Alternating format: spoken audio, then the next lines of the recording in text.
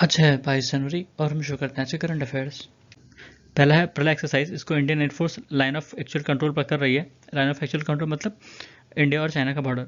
फिर बार ओएस, ये इंडिया का पहला इंडिजिनस मोबाइल ऑपरेटिंग सिस्टम है जिसको J&K ऑपरेशंस लिमिटेड, एक प्राइवेट कंपनी है, वो बना रही है IIT मद्रास के साथ मिलकर। फिर मिलेट्स एंड ऑर्गेनिक्स 2023, ये इंटरनेशनल ट्रेड फेयर है बेंगलुरु में। फिर क्रिस हिपकिंस जो है वो न्यूजीलैंड के अगले प्रधानमंत्री हो सकते हैं। उसके बाद G20 का पहला environment and climate sustainability working group का मीटिंग बेंगलुरु में हुआ। फिर है उड़ीसा में Bhitarkanika national park, Similipal tiger reserve, Dibrugarh sanctuary और सतकोशिया टाइगर रिजर्व। इन जगहों पर एलिफेंट पाए जाते हैं। ठीक है, वहाँ पर और भी wild life sanctuaries, tiger reserve और एक दो बायोस्फीयर रिजर्व हैं। ठीक है। फिर वर्ल्ड इकोनॉमिक फोरम ने रिसेंटली फर्स्ट मूवर्स कोलिशन की मीटिंग हेल्ड की। ठीक है, उनकी लीडरशिप की। ये जो फर्स्ट मूवर कोलिशन है, इसको यूएसए के जो प्रेसिडेंट है जो बिडेन, उन्होंने 2021 में लॉन्च किया था। इंडिया इस कोलिशन का पार्ट है। फिर मीजल्स, ये वायरस से होता है और बहुत कंटेजियस होता है, मतलब जिस कंटेजियस मतलब जो छूने से फैल जाता है। ठीक है, और इसके लिए वैक्सीन भी है। इंडिया ने जो मिशन इंद्रधनुष लॉन्च किया था वो रूबेला और मीजल्स दोनों के खिलाफ उसमें वैक्सीन हैं। ठीक है, इंडिया ने रूबेला कंटेनिंग वैक्सीन लॉन्च की थी 2021 में। ठीक है, उसके बाद वेल्स के जो इतने विशालकाय शरीर होता है उसके लिए पता चला कि कुछ जीन्स होते हैं, GHSR और IGFBP7, NCAPG और PLAG1। ठीक है, इसके नाम इंपॉर्टेंट है, मतलब ये टर्मोलॉजीज डायरेक्टली पूछ लिए जाते हैं एग्जाम में, इसलिए।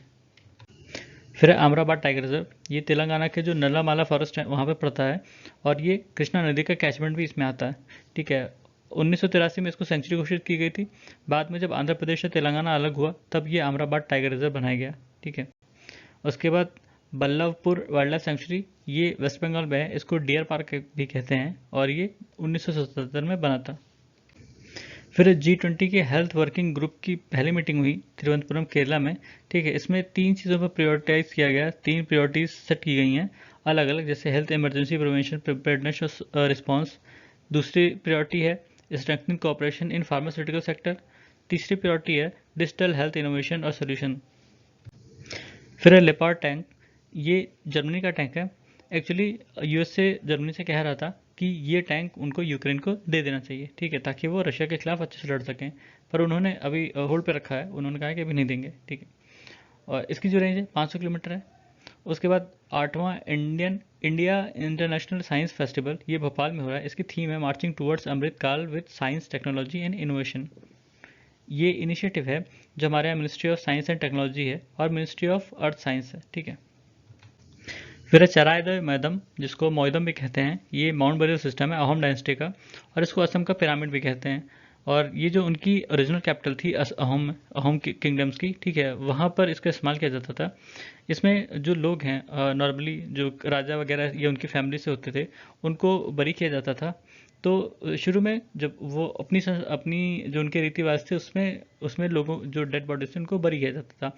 बाद में जब उन्होंने हिंदू रीति रिवाज अपनाए तो वो क्रिमेट करते थे। उसके बाद जो अस्थियां बचती थी, ठीक है, मतलब वो राख वगैरह, उसको उसमें रख के फिर उसके ऊपर ये माउंड वगैरह बनाते थे। ठीक है, ये जो चाइना में जैसा एंशियंट चाइना में इस्तेमाल होता था या इजिप्शियन में जो फारोस थे उनकी तरह कुछ सिस्टम था, इसमें भी जो जिनको बरी करते थे उनके साथ कई चीज़ें रखते थे कि वो अपने फ्यूचर या जो दूसरा वर्ल्ड है वहाँ पे ले जाएंगे। फिर है अहोम डायनेस्टी, इसके संस्थापक थे चाओलुंग सुखापा, जो 1228 में ब्रह्मपुत्र वैली में आए थे और 1253 में इन्होंने अहोम डायनेस्टी की स्थापना की थी। ये डायनेस्टी 600 साल चली और 1826 में जब इनकी अंग्रेजों से लड़ाई हुई, उसके बाद ट्रीटी ऑफ यंदाबो साइन की गई, तब ये अंग्रेजों के कब्जे में गया। ठीक है, जो अहोम अहोम जो थे ये जब शुरू में आए थे तो वहाँ पे भूइयाँ लैंडलॉर्ड थे, जो वहाँ के लैंडलॉर्ड थे उनको भूइयाँ कहते थे, उनको इन्होंने हराया और फिर अपना साम्राज्य स्थापित किया था। इनकी जो एडमिनिस्ट्रेशन था वो मोनार्कियल गवर्नमेंट थी। ठीक है, उसमें मोनार्कियल गवर्नमेंट थी पर वो डेमोक्रेटिक और एरिस्टोक्रेटिक वैल्यूज़ थी इनकी। इनकी जो सोसाइटी थी वो क्लैंस में डिवाइडेड थी और ये क्लैन जो है वो एक टेरिटरी को कंट्रोल करते थे। और इनके यहाँ बहुत स्ट्रिक्ट ट्रैवल पॉलिसी थी क्योंकि अपने मदरलैंड को बचाना चाहते थे। पर इनका सबसे ज़्यादा जो लड़ाई था वो जो म्यांमार या बर्मीज थे उनसे था, और वो बार बार अटैक करते रहते थे, उससे ही ये थोड़े से कमज़ोर हो गए। बाद में जब अंग्रेज़ों ने देखा कि अच्छा ये कमज़ोर हो गए तो उन्होंने अटैक किया और वो हरा दिया। फिर है UNESCO, United Nation Education Science and Cultural Organization. ये इसका हेडक्वार्टर फ्रांस में है। 1945 में बना था। इसके पहले ये मतलब इसका जो प्रोडेसेसर था League of Nations International Committee on Intellectual Cooperation. इसका उद्देश्य है कि जो education, natural science, social and human science, cultural और कम्युनिकेशन इंफॉर्मेशन, इस एरियाज को प्रमोट करना, प्रोटेक्ट करना, ठीक है। और ये यूनेस्को जो है United Nation Sustainable Development Groups का मेंबर भी है, ठीक है। वर्ल्ड हेरिटेज साइट जो है वो convention concerning the protection of world cultural and natural heritage 1972 हुआ था, उसमें ही ये साइट लिस्ट की जाती हैं। इसमें 3 तरह की साइट्स होती हैं, cultural heritage site, natural heritage site और मिक्स्ड हेरिटेज साइट। इंडिया में 40 वर्ल्ड हेरिटेज साइट हैं, जिसमें 32 जो है वो कल्चरल प्रॉपर्टीज़ हैं, 7 नेचुरल प्रॉपर्टीज़ हैं, 1 जो है मिक्स साइट है, ठीक है। जो 40वें हैं, 40वीं धौलावीरती 2021 में डेजिग्नेट हुई है, गुजरात में है और हड़प्पन सिटी है, ठीक है। असम में 2 हैं, काजीरंगा नेशनल पार्क और मानस नेशनल पार्क। ये जो 7 नेचुरल साइट्स हैं उसका हिस्सा है, ठीक है। तो ये थे आज हमारे करंट अफेयर्स। सुनने के लिए धन्यवाद।